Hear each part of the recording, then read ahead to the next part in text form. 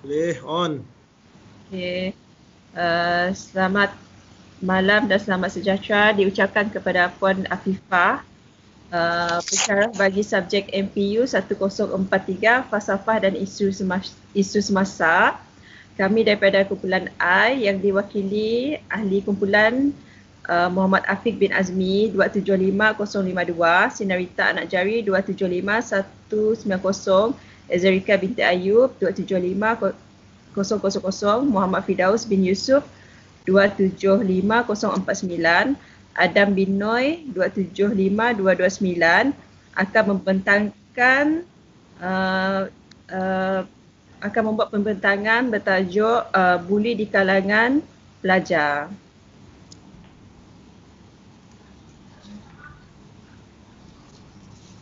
Gejala buli boleh didefinisikan sebagai masalah yang meliputi kegiatan seperti memeras ugut, menghina, mengejek, menumbuk dan memaki dan sebagainya yang dilakukan oleh seseorang terhadap pemangsanya. Memang tidak boleh dinafikan bahawa gejala buli yang berlaku di sekolah semakin membimbangkan pelbagai pihak seperti pihak sekolah terutama sekali ibu bapa, kerajaan dan masyarakat sekeliling. Menurut kajian statistik dari Kementerian Pendidikan Malaysia, kes buli semakin meningkat pada setiap tahun di mana pada tahun 2015 sahaja sebanyak 3,011 kes buli dilaporkan dan meningkat pada tahun seterusnya pada tahun 2016 iaitu sebanyak 3,488. Tahun 2017, kes buli dilaporkan turun kepada 2,795 kes, namun jumlah itu masih besar dan membimbangkan. Walau terdapat penurunan kes buli, pihak Kementerian Pendidikan tidak mudah untuk menarik nafas lega. Namun mereka menambah baik dan membuat pelbagai cara supaya buli di kalangan pelajar ini terhapus ataupun mengurangkan jenayah buli ini. Kes buli di kalangan pelajar bukan hanya berlaku di kalangan pelajar sekolah rendah dan menengah, malah kes buli juga sering terjadi di kalangan pelajar institusi pengajian tinggi. Masalah membuli di sekolah harus ditangani dengan segera supaya tidak menjadi barah yang akan merosakkan masyarakat pada masa hadapan di mana pelajar akan meningkat dewasa dan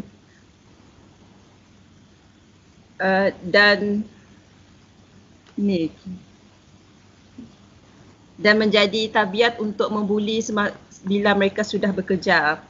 Intipati pelbagai sebab yang boleh menyebabkan masalah buli, pelbagai punca yang boleh menyebabkan masalah buli di kalangan pelajar di sekolah. Saya akan serahkan seterusnya untuk kawan saya menerangkan punca-punca penyebab masalah buli. Assalamualaikum Doktor. Saya Adam bin Noy, nombor matrik 275229. Antara penyebab punca berlakunya buli, ia dilakukan oleh para pelajar akan meningkatkan kesan negatif bukan sahaja kepada mangsa buli, malah kepada pelbagai pihak seperti ibu bapa, para guru dan pihak pentadbir sekolah. Beberapa dapat dalam kajian yang menunjukkan bahawa pelajar yang melakukan tindakan membuli ini mempunyai masalah terutamanya dari segi persekitaran, keluarga ataupun emosi. Malah ini bukan sahaja boleh menjejaskan pencapaian akademik pelajar, malah berbagai kerenah di dalam bilik darjah mengundang kepada ketidaklancaran pengajaran dan pembelajaran di bilik darjah di samping menimbulkan masalah kepada pihak pentadbir. Terdapat beberapa jenis buli seperti buli secara psikologi. Secara dasarnya ia merupakan tindakan mengejek atau mencerca di mana ia berlaku bukan sahaja di kalangan pelajar senior terhadap pelajar junior, malah di kalangan rakan sebaya pun turut berlaku.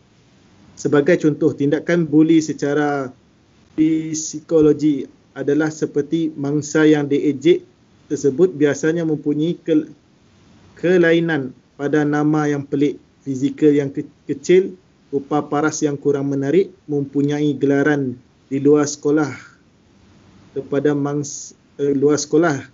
kepada mangsa atau keluarga mangsa, dan ia memberikan tekanan psikologi kepada mangsa. Sebaliknya, jika kata nista yang lucah atau sebutan yang menghina, dan jika dibalas akan membawa kepada buli fizikal. Antara faktor-faktor atau punca-punca yang mendorong kepada kejadian membuli adalah seperti terlalu mengikut emosi dan tindakan luar kawalan yang menyebabkan tekanan perasaan atau naluri ingin membalas dendam akibat perbuatan atau peristiwa yang pernah membuli alami sebelum ini. Selain itu, tekanan ataupun desakan rakan sebaya untuk bersama-sama membuli dan ingin mengurangkan risiko sekiranya perbuatan mereka diketahui. Pembuli kerap merasa tidak selamat, cemburu dan rasa tidak dihormati oleh para pelajar junior, di mana mereka merasakan peranan mereka sebagai pemegang, yakni ketua, mula kurang tidak dihormati ataupun direspek. Selain itu, punca ataupun faktor lain adalah terdapat kepuasan dan keseronokan yang paling optima melihat kesengsaraan yang dialami oleh orang lain. Ada beberapa contoh buli dan saya serahkan kepada rakan saya.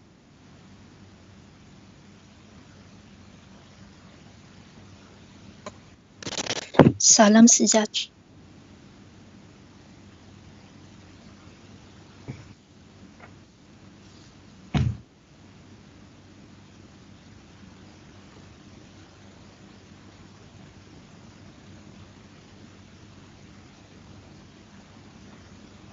Menulis kisah Hishamuddin Majid pada tahun 1998 di mana beliau merupakan seorang pelajar tingkatan 5 sekolah menengah teknik keras ketika kejadian menyayat hati ini berlaku. Pada 24 Mac 1988, terdapat 2 orang bekas pelajar sekolah hadir bagi mengambil slip keputusan peperiksaan SPM mereka dan juga menurunkan nama mereka pada junior yang terpilih.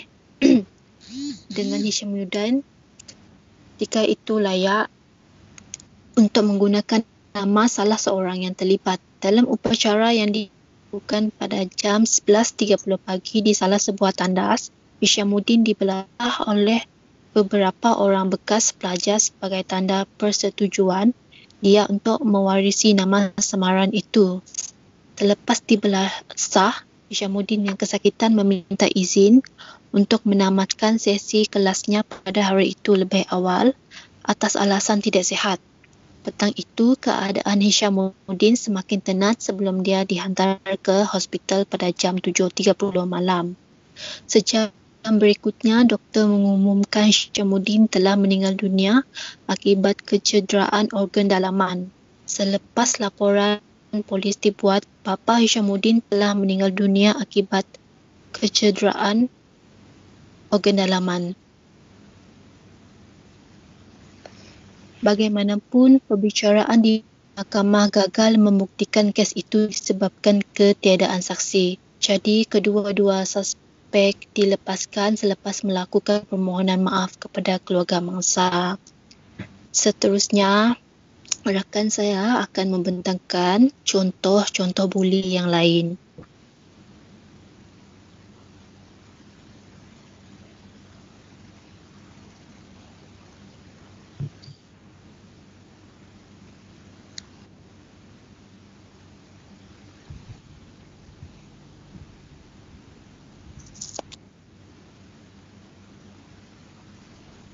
Kisah seterusnya, Muhammad Naim Mustaqim Muhammad Sabri pada tahun 2010. Kematian Muhammad Naim yang pada kejadian berusia 16 tahun memang satu tragedi yang malang sekali untuk dirinya. Beliau merupakan seorang pelajar di Maktab Tentera di Raja atau MTD. Beliau telah menjadi sasaran kursa kumpulan pelajar senior yang membulinya sejak sesi persekolahan bermula. Bagaimanapun pada 24 Jun 2010, beliau yang didakwa di belasah pelajar senior tidak sedarkan diri sebelum dibawa ke Pusat Perubatan Angkatan Tentera Kamp Sungai Besi yang terletak tidak jauh dari MTD. Sekitar jam 10.45 malam, beliau terpaksa melakukan tekan tubi sambil diterajang senior yang memerhati. Punca kematiannya dikatakan disebabkan oleh gegaran yang berlaku pada bahagian kepalanya selepas dia jatuh ditendang salah seorang pelajar senior semasa kejadian tersebut. Ekoran kejadian tersebut, 5 orang pelajar ditahan bagi membantu siasatan dengan 4 daripadanya dihukum buang sekolah terlebih dahulu. Komandan MTD semasa kejadian juga telah dipindahkan bagi memastikan kejadian sama tidak berulang lagi. Seterusnya saya serah kepada rakan Afiq.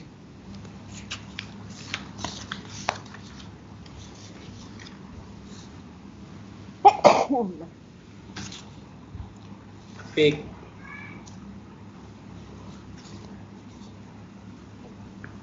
Okey, seterusnya saya Muhammad Afiq bin Azmi dengan nombor metrik 275052 akan menerangkan cara mengatasi ataupun langkah pencegahan. Antaranya adalah beberapa langkah yang drastik yang berkesan perlu diambil untuk menyelamatkan para pelajar dari menjadi mangsa buli.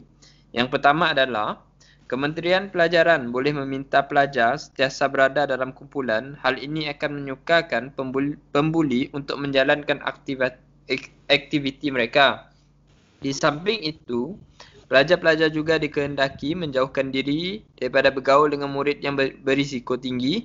Kementerian perlu menyarankan agar para pelajar mempelajari seni mempertahankan diri supaya boleh melindungi diri mereka sendiri tanpa dibuli, dan yang lebih penting ialah pelajar itu sendiri mesti mempunyai kesedaran sama ada dirinya terlibat dengan kes buli ataupun tidak. Seterusnya, ibu bapa juga turut diminta untuk memainkan peranan terhadap tingkah laku anak mereka sama ada di rumah ataupun di sekolah dengan cara duduk semeja dan bincang tentang masalah harian dan prestasi anak sama ada dalam pelajaran ataupun kurikulum.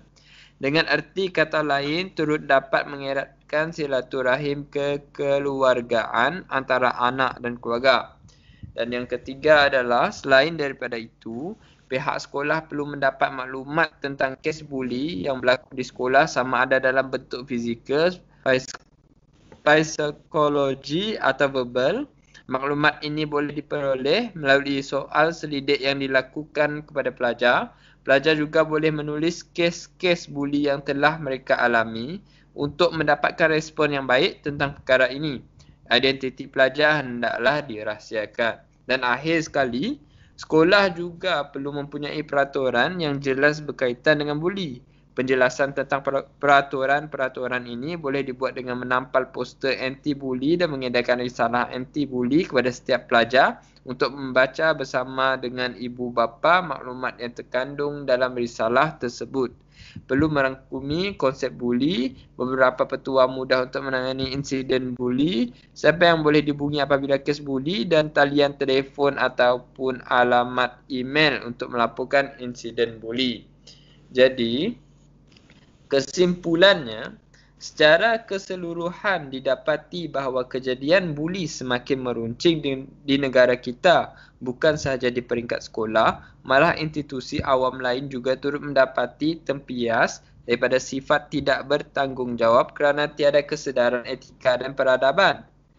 Hal ini demikian kerana setiap perkara yang berlaku mempunyai kisah di sebalik sesuatu perkara itu. Maka tidak hairanlah jika perkara ini semakin berleluasa jika dipandang ringan. Oleh yang demikian, demi keselamatan anak-anak, setiap pihak seharusnya saling bekerjasama dan meningkatkan usaha mengekang kejadian buli agar tidak berleluasa demi kebaikan yang sama, kerana beberapa kejadian sehingga menyebabkan kehilangan nyawa anak-anak yang tidak berdosa. Sekian, terima kasih.